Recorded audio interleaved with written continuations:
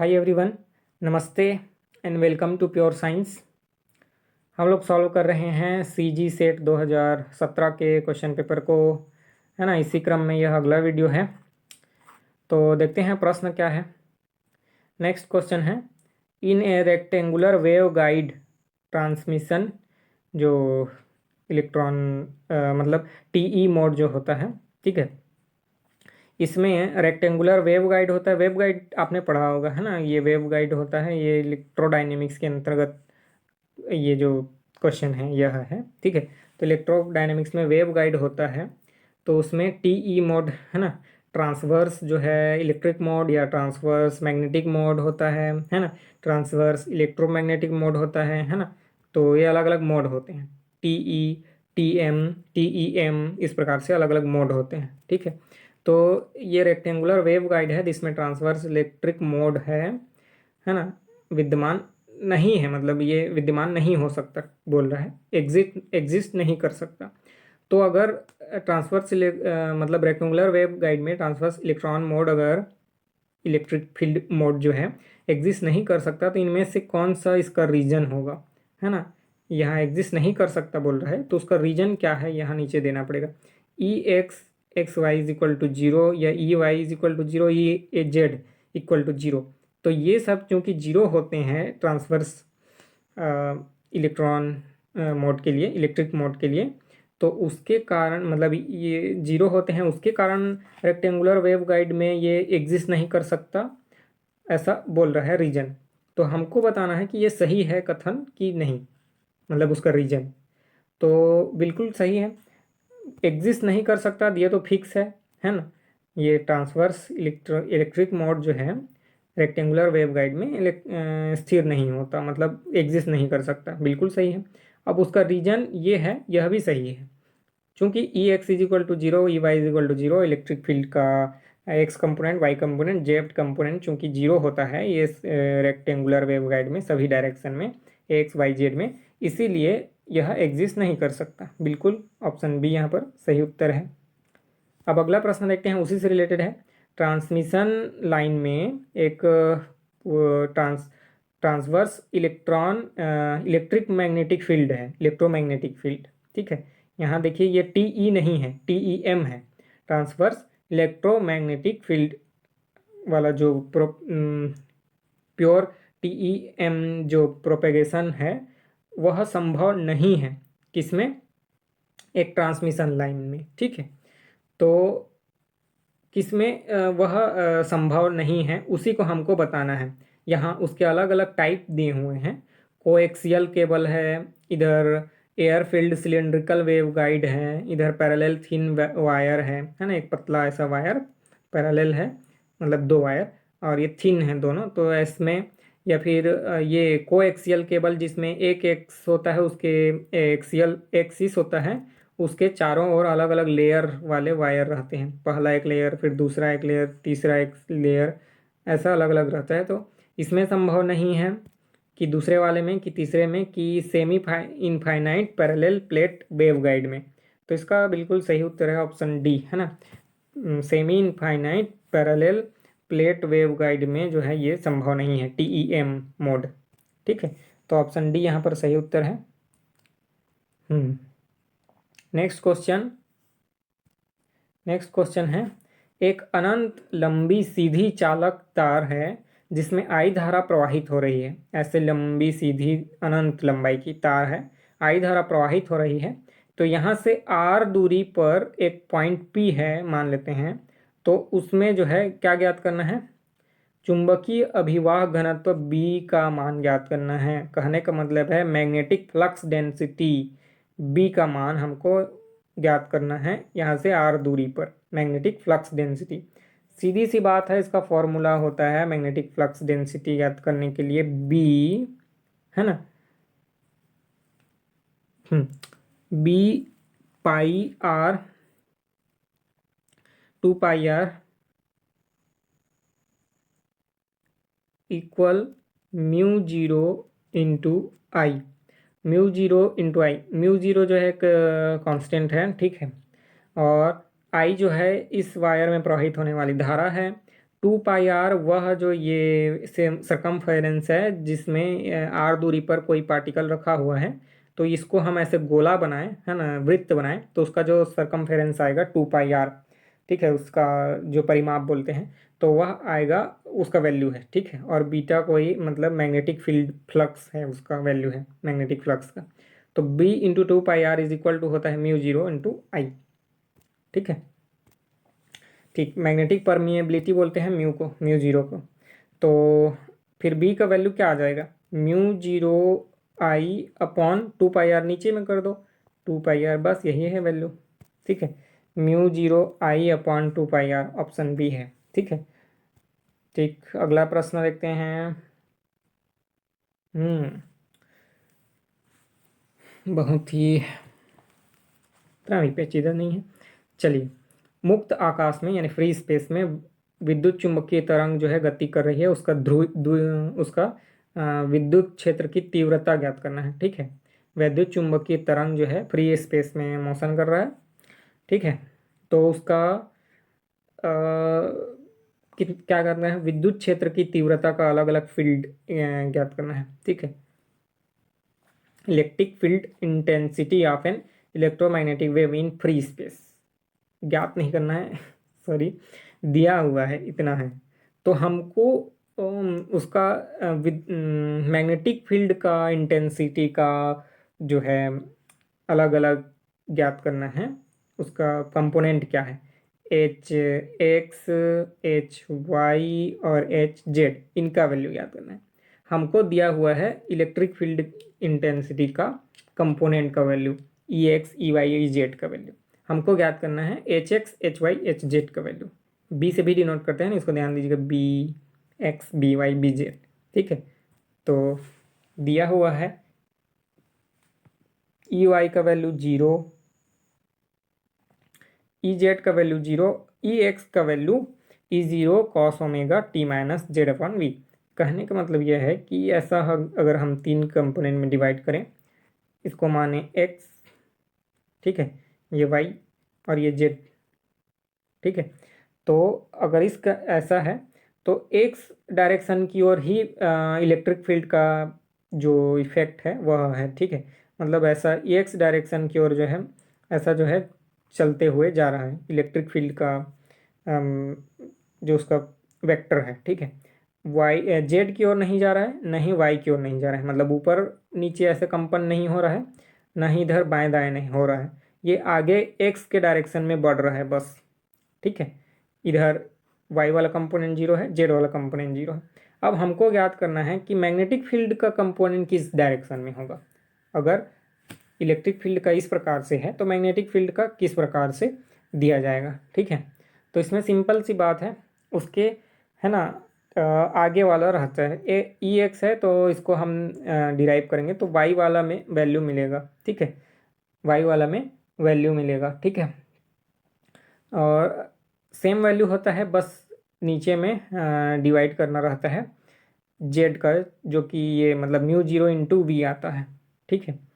तो ऊपर में जो रहता है, जैसे कि एच वाई हम ज्ञात करना चाहें तो ये ई एक्स आएगा, और नीचे में ये म्यू जीरो इंटू वी, ठीक है, म्यू जीरो इंटू वी। तो ई एक्स का वैल्यू सेम बस यहाँ से रखना है, E zero cos omega T minus Z upon V, और सिंपली म्यू जीरो वी नीचे में आ जाएगा, यहाँ म्यू जीरो वी, ठीक है।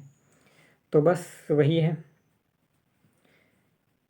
और बाकी सब जीरो रहेगा, एच एक्स जीरो रहेगा, एच जेड जीरो रहेगा, बस एक्स के बाद वाई जो है यहाँ आएगा, मतलब उसका कुछ वैल्यू आएगा जो कि इसी पर डिपेंड करता है, जो ई एक्स ई का वैल्यू है divided by mu zero v, ठीक है।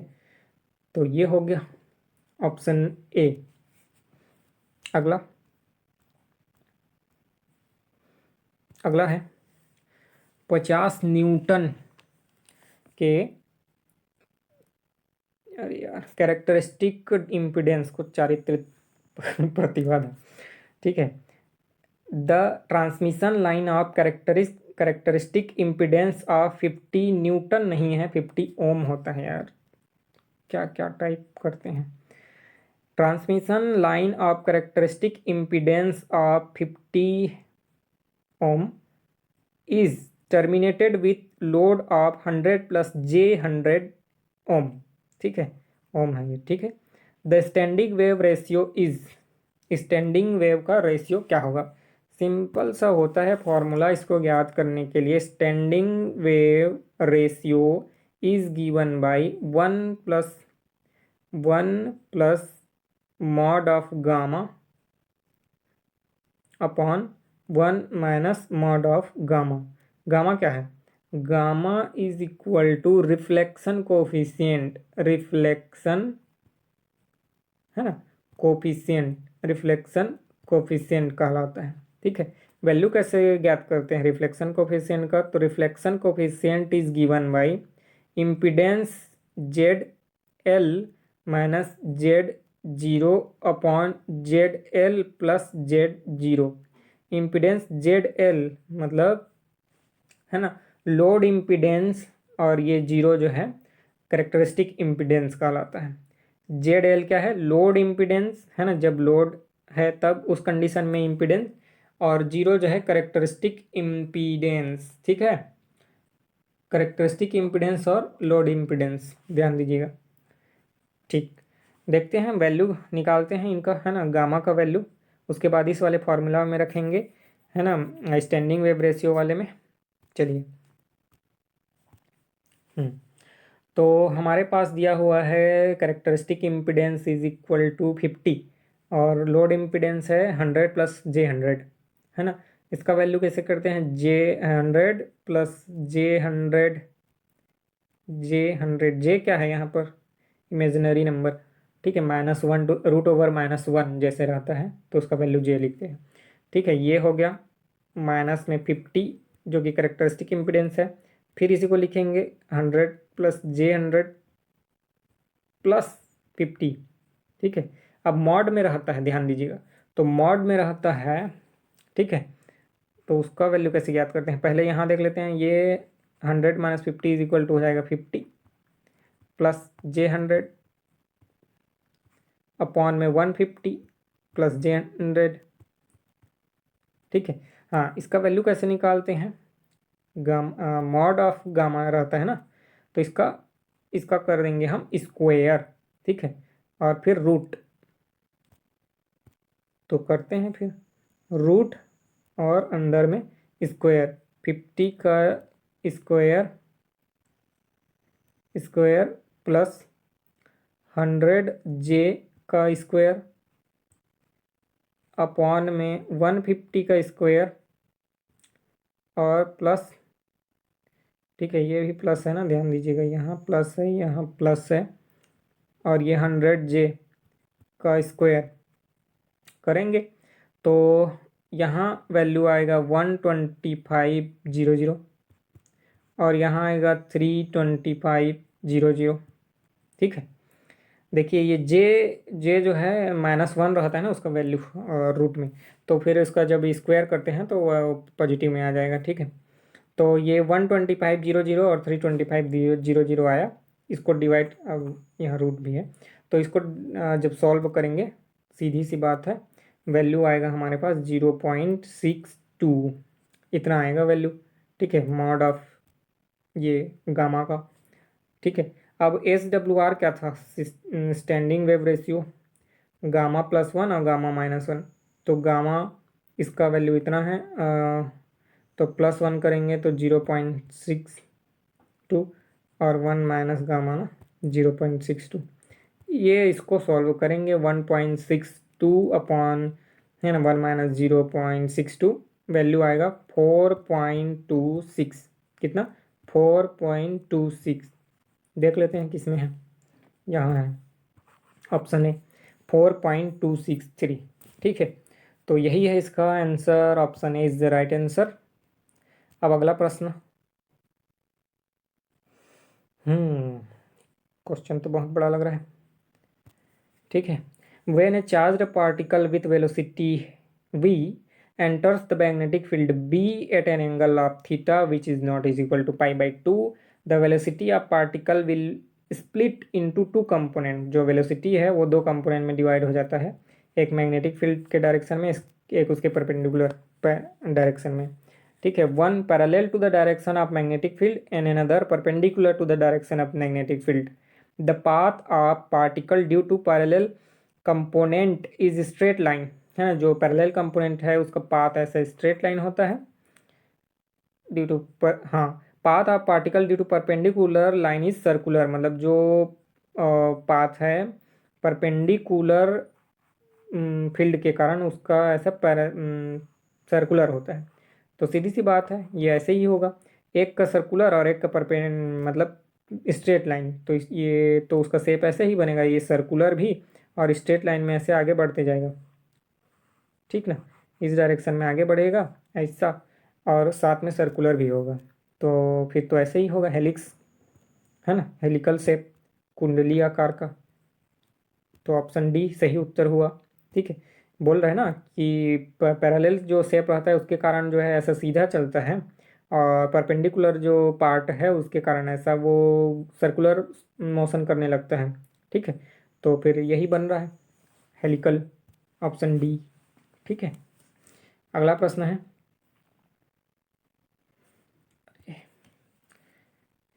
नेक्स्ट क्वेश्चन इज असर्शन दिया हुआ है, उसका रीजन दिया हुआ है, वही सेम इसके पहले हमने क्वेश्चन देखा था, पता नहीं कौन सा नंबर का है, याद नहीं आ रहा, फिलहाल देखते हैं।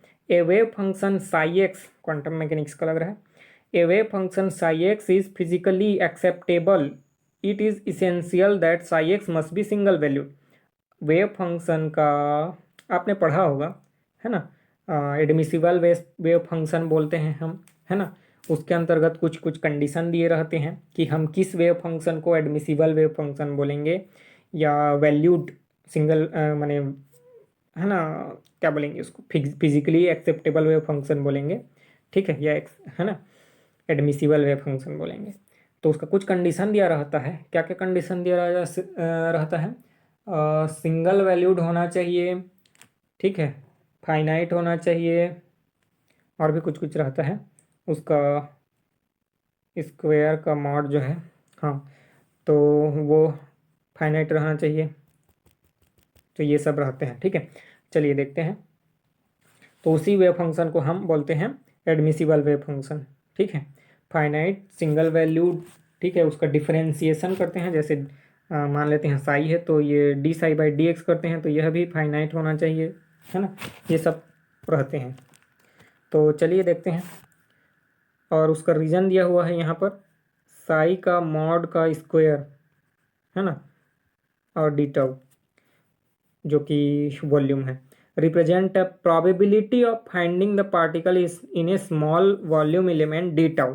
तो एक small volume element D tau है, कितना भी हो वॉल्यूम, ये छोटा सा मान लेते हैं जो भी, तो इसके अंतर्गत जो है वेव फंक्शन ऐसा पाया जाएगा, और वो वेव फंक्शन वैलिड होगा, है ना, फिजिकली एक्सेप्टेबल होगा, जब उसका मॉड का स्क्वायर और डी टाउ का मल्टीप्लिकेशन, है ना, जो है ये उसका प्रोबेबिलिटी डेंसिटी इस इतने के बराबर हो, है ना, प्रोबेबिलिटी डेंसिटी पी बराबर इतना हो, जहाँ प्रोबेबिलिटी क्या है, उसके उस पार्टिकल को फाइंड करने की प्रोबेबिलिटी है, उसके पाए जाने की प्रायिकता है, सॉरी, जो वॉल्यूम एलिमेंट डी टाउ दिया हुआ है उसमें, तो ये भी उस कंडीशन में होता है कंडीशन। ठीक है, जो मैंने बोला कि सिंगल वैल्यूड होना चाहिए, फाइनाइट होना चाहिए एक लिमिट के बीच में, और उसका डिफरेंशिएशन का वैल्यू सिंगल फाइनाइट होना चाहिए। ठीक है, ये सब रहता है, उसी के कंडीशन में ये आता है कि उसका प्रोबेबिलिटी डेंसिटी जो है,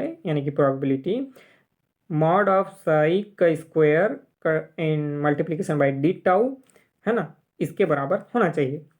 तो बिल्कुल ये सही उत्तर हुआ, असर्शन को ये जस्टिफाई कर रहा है। ठीक है, तो दोनों सही हैं, ए और आर जो है ए की सही व्याख्या है। ठीक है, ए और आर दोनों सही हैं, आर जो है ए की सही व्याख्या है। ठीक, तो ऑप्शन सी यहाँ पर सही उत्तर है।